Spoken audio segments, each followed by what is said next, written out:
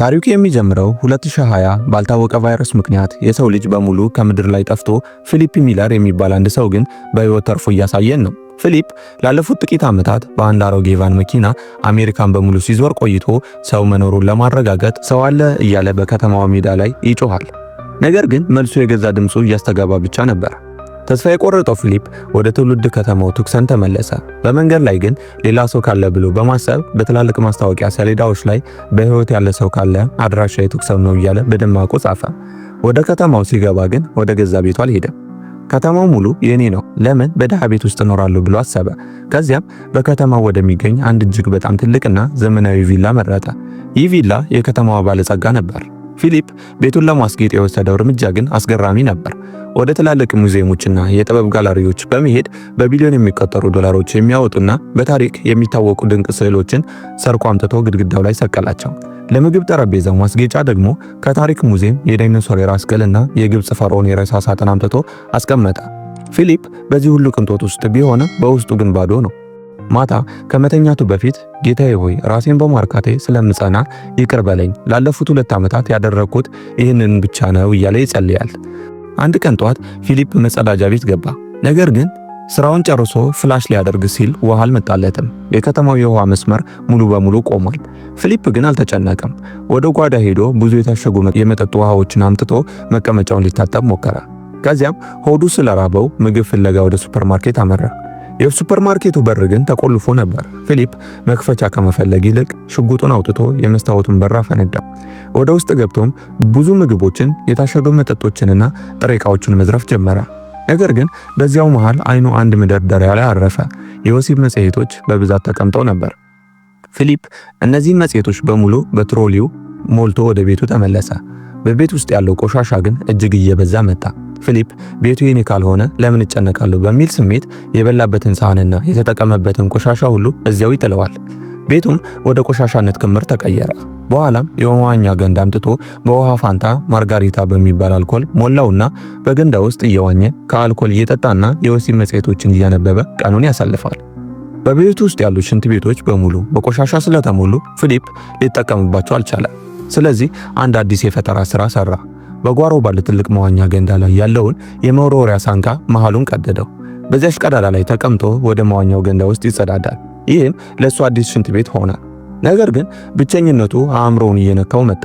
ወሬ የሚጋራው ሰው ስለናፈቀው ወደ አንድ መጠጥ ቤት ሄደ። እዚያም በክፍሉ ውስጥ ያሉትን የቅርጫት ኳስ፣ የእግር ኳስና የተለያዩ አሻንጉሊቶችን ሰብስቦ በየወንበሩ አስቀመጣቸው። ለእያንዳንዳቸውም ስም ሰጣቸው። ጓደኞቼ መጠጣት ትፈልጋላችሁ እያለም ያናግራቸዋል። እነርሱ መልስ ባይሰጡትም እሱ ግን ለሁሉም አልኮል እየቀዳ ብቻውን ይጠጣል። በመጨረሻም እዚያው ሰክሮ ወደቀ። ሲነቃ አንድ አሻንጉሊት ይዞ ወደ መኪናው ገብቶ መሄድ ጀመረ። መንገድ ላይም አንዲት የሴት ምስል አየ። ለረጅም ጊዜ ላናግርሽ እፈልግ ነበር፣ ነገር ግን ድፍረት አጥቼ ነው እያለ በፍቅር ስሜት ያናግራት ጀመረ። ሊሰማት ሲሞክር ግን የምስሉ እጅ ተሰበረ። ፊሊፕ ልቡ ተሰበረ። እኔ እኮ የምነካው ነገር ሁሉ ይበላሻል ብሎም አለቀሰ። ብቸኝነቱ ሊሸከመው የማይችል ደረጃ ላይ ሲደርስም ራሱን ለመግደል ወሰነ። ራሱን ለመግደልም ቆርጦ ወደ ኮረብታው ጫፍ ወጣ። መኪና ውስጥ ሆኖ በከፍተኛ ፍጥነት ወደ ገደሉ ሊነዳ ሲዘጋጅ በድንገት ከሩቅ አንድ ነገር ተመለከተ። ከኮረብታው ጀርባ ነጭ ጭስ ወደ ሰማይ ይወጣል። ፊሊፕ መኪናውን በአስቸኳይ አቆመ። ጭስ ካለ እሳት አለ፣ እሳት ካለ ደግሞ ሰው አለ ብሎ አሰበ። ተስፋውም እንደገና ለመለመ። በፍጥነትም ወደ ጭሱ አቅጣጫ ነዳ። እዚያ ሲደርስ አንድ ትንሽ ካምፕ አገኘ። በድንኳኑ አጠገብ ደግሞ አንዲት የሴት ጡት ማስያዣ ተሰቅላ አየ። ፊሊፕ በደስታ አበደ። በእርግጥም ሴት አለች ብሎም ጮኸ። ያንን ጡት ማስያዣ አንስቶ ማሽተት ጀመረ። በስሜት ብዛትና በደስታም ማዞር መጥቶበት እዚያው መሬት ላይ ተዘረረ። ከጥቂት ቆይታ በኋላ ራሱን ሲያውቅ አንዲት በጣም ቆንጆ ሴት ጭኗ ላይ አጋድላውና በፍቅር አይን እያየችው ያለ መሰለው። አገኘኸኝ አይደል ስትለውም በህልም ዓለም ውስጥ ገባ። ነገር ግን በድንገት አይኑን ወለል ላይ አድርጎ ሲገል ያየው ነገር ቅዠት ሆነበት። አንዲት በእድሜ ገፋ ያለችና እሱ ከሚመኛት ውበት በጣም የራቀች ሴት ሰው ሰራሽ ትንፋሽ ልትሰጠው አፉ ላይ አፏን ልታደርግ ስትል አገኛት። ፊሊፕ ደንግጦ ራቀ። ቆንጆዋ ሴት የት ሄደች ብሎም ጠየቀ። ካሮል ግን ራስን ስተህ ወድቀህ ነበር ያገኘው፣ ልረዳ ስሞክር ግን ሱሪ ላይ ሸንተ ነበር አለችው። ፊሊፕ እየተሳቀቀ አልሸናሁም፣ ቀድሞውንም የራሰ ነበር ብሎ ዋሸ። ካሮል ግን ስጋት ገባትና ሽጉጥ አውጥታ ጡት ማስያዣዬን መጀመሪያ መሬት ላይ አስቀምጣ፣ አንተ ደግ ሰው ነህ ወይስ ክፉ ብላ ጠየቀችው። ፊሊፕ ጥሩ ሰው ነኝ፣ ታፔላው ላይ የጻፍኩት እኔ ነኝ፣ ሊገለኝ የነበረው ብቸኝነት ነው አላት። ካሮል አዘነችለትና ጓደኛሞች ሆኑ። አብረው ቡና ቢጠጡም ፊሊፕ ግን በውስጡ ምን ነው ቆንጆ ሴት ባገኘው እያለ ያማረር ነበር። ፊሊፕ ሌላ አማራጭ ስለሌለው ካሮልን ወደ ቤቱ ይዟት ሄደ። ካሮል መንገድ ላይ እጅግ አስገራሚ ስነ ስርዓት ታሳይ ነበር። ምድር ላይ ከነርሱ ውጪ ማንም ባይኖርም ስቶፕ የሚል ምልክት ባየች ቁጥር ፊሊፕ መኪናውን እንዲያቆም ታስገድደዋለች። ግራና ቀኝ አይታ መንገዱ ክፍት ነው ካለችው በኋላ ነው እንዲቀጥል የምትፈቅደው። ፊሊፕ ግን ይህ ድርጊቷ እያበሳጨው ቤቱ ደረሱ። ለካሮልም ቤቱን አሳያት። ይህ መጸዳጃ ገንዳዬ ነው፣ ይህ ደግሞ የአልኮል መዋኛዬ ነው አላት። ካሮል በቤት ውስጥ ያሉትን የወሲብ መጽሔቶችን ስታይ ፊቷ ተለወጠ። እነዚህ ምንድናቸው ስትልም ጠየቀች። ፊሊፕም ራሱን ለማርካት እንደሚጠቀምባቸው በግልጽ ነገራት። ካሮል አንተ ትልቅ ሴሰኛ ነህ ብላ ሰደበችው። ፊሊፕ በቃላቷ ተናዶ ካሮልን ካገኘበት ቦታ መልሶ ጣላት። በማግስቱ ጠዋት ፊሊፕ ሲነቃ ካሮል ተመልሳ መጣ ቤቱን እያጸዳች አገኛት። ፊሊፕ ቤቴን ስታጸጂ ንገረኝ በማለቱ እንደገና ተጣሉ። ካሮልም የሰበሰበችውን ቆሻሻ በሙሉ መልሳ በትናው ወጣች። ቆይተው ግን ለመጸዳጃ ቤት የሚሆን ኬሚካል ፍለጋ ወደ ሱፐርማርኬት ሄዱ። ፊሊፕ መኪናውን የአካል ጉዳተኞች መቆሚያ ላይ ሲያቆም ካሮል ሕግ ማክበር አለብህ ብላ ተከራከረች። ፊሊፕ በንዴት አካል ጉዳተኛ ከየት ይመጣል አባድሽ እንዴ ብሎ መኪናውን በሱፐርማርኬቱ መስታወት ሰብሮ ወደ ውስጥ ነዳው። ካሮል ግን የሰው ልጅ ዘር እንዳይጠፋ ማሰብ ጀመረች። ፊሊፕንም አብረን መተኛትና ልጆች መውለድ አለብን አለችው። ፊሊፕ መጀመሪያ ላይ ካንቺ ጋር በፍጹም ቢልም በኋላ ግን ፍላጎቱን እያየለ መጣ። ካሮል ግን ካላገባህን በስተቀር ምንም ነገር አይደረግም ብላ ቋረጠችው። ልጆቻችንም ሕጋዊ እንዲሆኑ ፈልጋለሁ አለችው። ፊሊፕ አማራጭ ስለሌለው በጉልበቱ ተንበርክኮ ጋብቻን ጠየቃት። ሰርጉም ተዘጋጀ።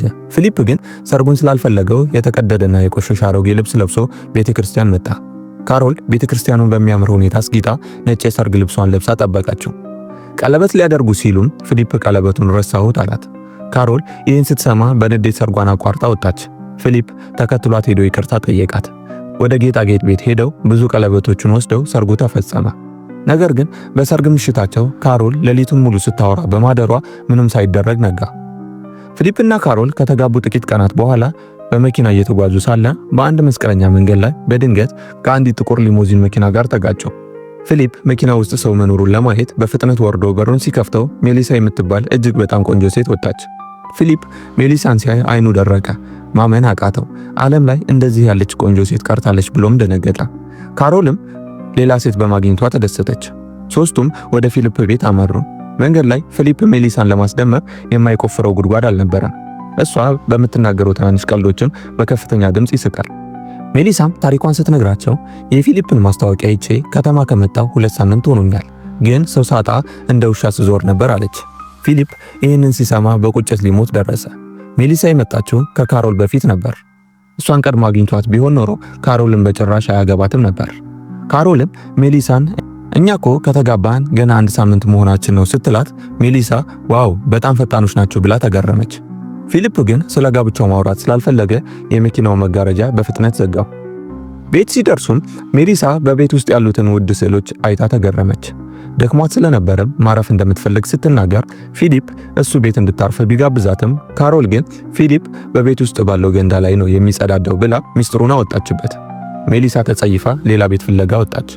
በማግስቱ ጠዋት ፊሊፕ በካሮል ፊት ሊያደርገው ያልፈለገውን ነገር አደረገ።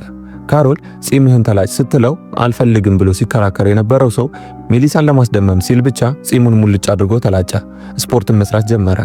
ካሮል ይህን ስታይ ለኔ ያልሆነውን ለሜሊሳ ሆነ ብላ በቅናት ተቃጠለች። ትዕይንታችን ሲቀየርም ምሽት ላይ ለራት ተገናኙ። ፊሊፕ ከሜሊሳ ጋር ኮኔክሽን ለመፍጠር ሲል እሷ የምትወደውን ፊልም፣ የምትወደውን ምግብና የምትወደውን መኪና ሁሉ እኔም እወደዋለሁ እያለ መዋሸት ጀመረ። ካሮል ግን ወደ እኔናና እንጫወት ስትለው ሆዴን አሞኛል እያለ ይዋሽ ነበር። በዚህም የተበሳጨችው ካሮል ሜሊሳን ተመኝታታል አይደል ስትል ጠየቀችው። ፊሊፕ ግን አስተባበለ። ቀጣይ ቀን ሜሊሳ ፊሊፕንና ካሮልን ለቀዝቃዛ መጠጥ ጋበዘቻቸው። ፊሊፕ ግን ለካሮል ምንም ሳይነግራት ብቻውን ወደ ሜሊሳ ቤት ሄደ። ሜሊሳም ካሮል የታለች ስትለው አመማትና መምጣት አልቻለችም ብሎ ዋሸ። ከሜሊሳ ጋር ቢራ እየጠጡም ሜሊሳ የልቧን አወጣችው። ለኔ የሚሆነውን ሳልፈልግ 2 ዓመት አለፈኝ። እኔ ስሜትና ፍላጎት አለኝ አለችው። ፊሊፕ ተረድቼሻለሁ፣ ይህ ተፈጥሯዊ ነው አላት። ሜሊሳም ቀጠለችና እናንተ አብራችሁ በመሆናችሁ ደስ ይለኛል። ምንም እንኳን ብትጣሉም ባለትዳር መሆናችሁን አከብራለሁ። ባየኋችሁ ቁጥር ግን ብቸኝነቴ ይሰማኛል። የመጨረሻውን ወንድ አገኘው ስል ባለትዳር ሆነብኝ አለችው። ፊሊፕ አትጨነቂ፣ ያ ወንድ ባለትዳር ሆኖ አይቀጥልም ብሎ ቃል ገባላት። ፊሊፕ ካሮልን ፈቶ ሜሊሳን ለማግባት ቆረጠ። ነገር ግን ወደ ካሮል ቤት ሲሄድ ካሮል የሰርግ ፎቶግራፋቸውን ተጠቅማ ልብ ቅርጽ ያለው ጌጥ ለበሩ ስትሰራ አያት። ካሮል ላይ ያለው የደስታ ስሜት ፊሊፕ አሳዘነው። ብነግራት ልቧ ይሰበራል ብሎም ዝም አለ። ፊሊፕ በሁለቱ ሴቶች መሃል ግራ ተጋብቶ እያለ በታሪኩ መጨረሻ ላይ አንድ ጥቁር አውዲ መኪና ወደ ከተማዋ ስትገባ ታየች። በውስጧ ሌላ ሰው አለ።